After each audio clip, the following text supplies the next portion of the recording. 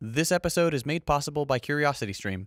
A few weeks ago, I announced that I'd be putting an exclusive series about fascism on a new platform. I got a lot of comments on that video from people saying they were disappointed that the series wouldn't be on Nebula. I've heard you guys loud and clear. From now on, any exclusive content I make will be exclusive to Nebula. That includes a new and revamped series on the resurgence of fascism around the world, which will premiere in the coming weeks. You can get free access to my content and the rest of Nebula absolutely free when you sign up for CuriosityStream at the link below. If you've been following this channel for a little while, you are probably aware of my perspective on capitalism in the United States. With effectively unchecked power, corporations have reached their insidious tentacles into each and every corner of society, choking out competition from family enterprise, buying politicians, and amassing obscene wealth for their owners and investors. Trying to push back against such forces by creating more just systems can seem like a daunting prospect, especially when it comes to operating within this existing predatory structure.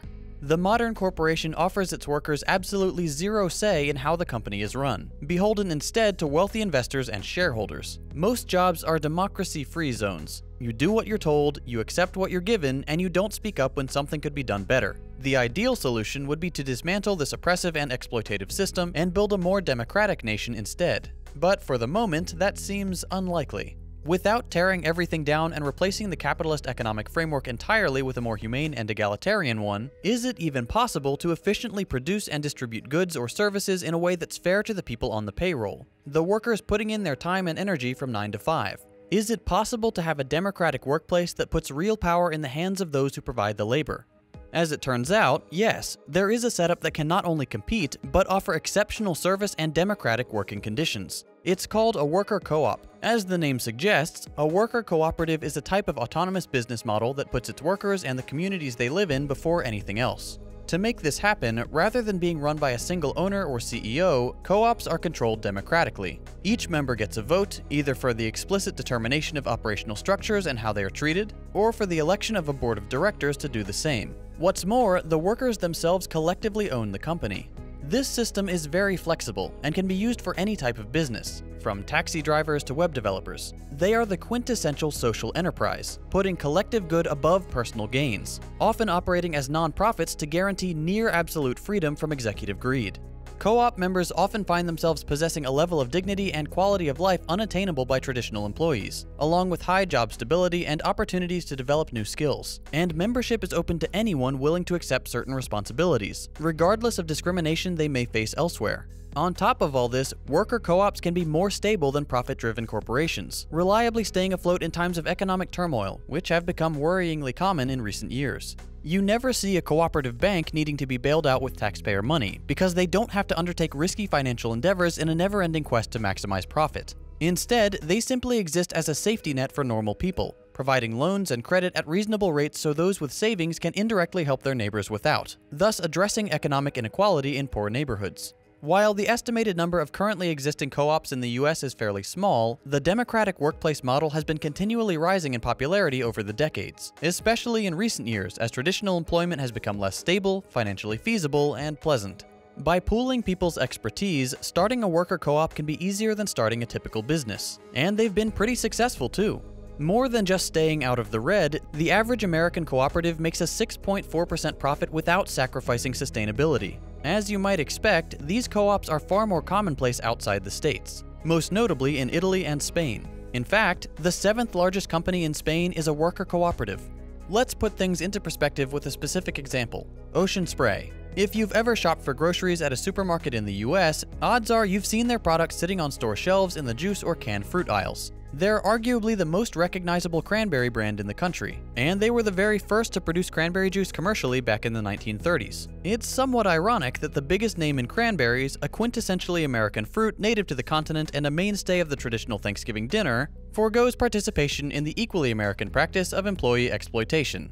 But just how well have they managed? Far from being unable to grow big enough to stand against the corporate competition, Ocean Spray has flourished. Today, they're the largest producer of cranberries in the world, with over $1 billion in annual sales. Yet all this financial success has not compromised their commitment to fair compensation. The full 100% of all profits the business generates are distributed right back to the farmers. No shareholder dividends necessary. And cranberry farmers especially deserve the metaphorical fruits of their labors, given that the wolf spiders often used as natural pest control end up crawling all over their bodies whenever they flood the bog for harvesting.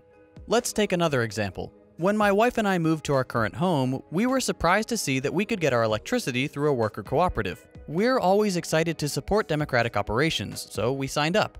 United Cooperative Services, founded in 1938, has been serving Texans for decades and now represents over 62,000 people in 14 counties. As a worker co-op, United is not a privately owned company. It doesn't have wealthy shareholders or investors to placate. Instead, it's a nonprofit and owned by the workers and consumers it serves. That means there's no predatory profit motive, workers get paid fairly, and any profits get reimbursed to consumers or are spent on projects to improve the lives of everyone involved with the company. For example, instead of lining the pockets of some billionaire executive, United spent excess money to build a network of solar panels so they could offer renewable energy to consumers at a lower price than traditional energy companies. But the benefits don't stop there. Every United Co-op employee is entitled to a vote in board of directors elections, as are all of the consumers who get their electricity from United. Leadership is democratically elected and held accountable to ensure that both workers and customers enjoy the benefits of a more representative operation.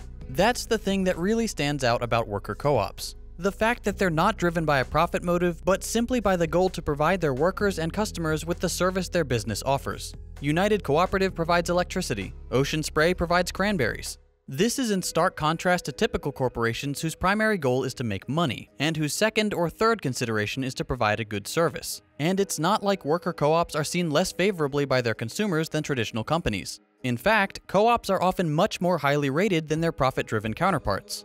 It's almost as if simply providing a service without trying to exploit your workers and squeeze as much money as you can out of each customer is a good business model. Who would have thought? So few American workers have any idea what non-exploitative work looks like. We're so conditioned by the terrible options we're given that we can't fathom a system in which we actually have a voice or a say in how things are done. Imagine being able to vote for your managers. Imagine being paid a fair wage and knowing the company you work for isn't exploiting you, your coworkers, or the community you serve. That's what every company in America should look like. The sad truth is that it's about as far away from our reality as it could possibly be.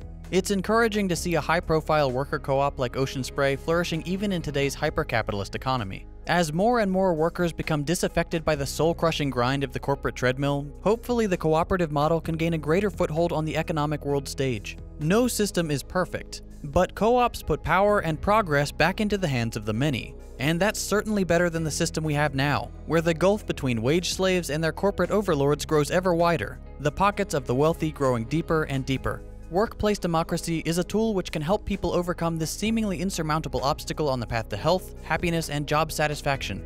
And putting this tool to widespread use could lead to deeply beneficial change in the lives of millions of hardworking people throughout America and around the world. If you've been watching my videos for a while now, you'll have noticed that YouTube has been demonetizing a lot of them. That's why some of my creator friends and I teamed up to build Nebula, a streaming platform built by and for YouTubers like me, so we don't have to worry about demonetization. Since Nebula is all about creating thoughtful content, we've partnered with CuriosityStream, an established streaming platform with a solid track record of caring about great educational content and the financial security of those who produce it. CuriosityStream is an online streaming service with thousands of nonfiction titles from some of the best filmmakers in the game. You can find tons of great episodes like The Future of Work, which offers a fascinating look at what our jobs could be like in the decades to come. As educational creators ourselves, we love CuriosityStream, so we've worked out a deal where if you sign up for CuriosityStream at the link below, you'll also get access to Nebula, 100% free. For a limited time, CuriosityStream is offering 26% off their annual plan. That's less than $15 a year for both CuriosityStream and Nebula, which, in my humble opinion, is a pretty great deal. Since we're all stuck inside anyway, why not spend some time learning about fascinating topics on CuriosityStream, or check out Nebula's exclusive content, including my upcoming series on the resurgence of fascism. You can also watch all my videos as they were intended, ad-free. There really is something for everyone, and by signing up at the link below, you're helping us produce more content without the fear of demonetization. Give CuriosityStream a shot, and get free access to Nebula when you sign up using the link below. It really does help support my channel and educational creators all across YouTube.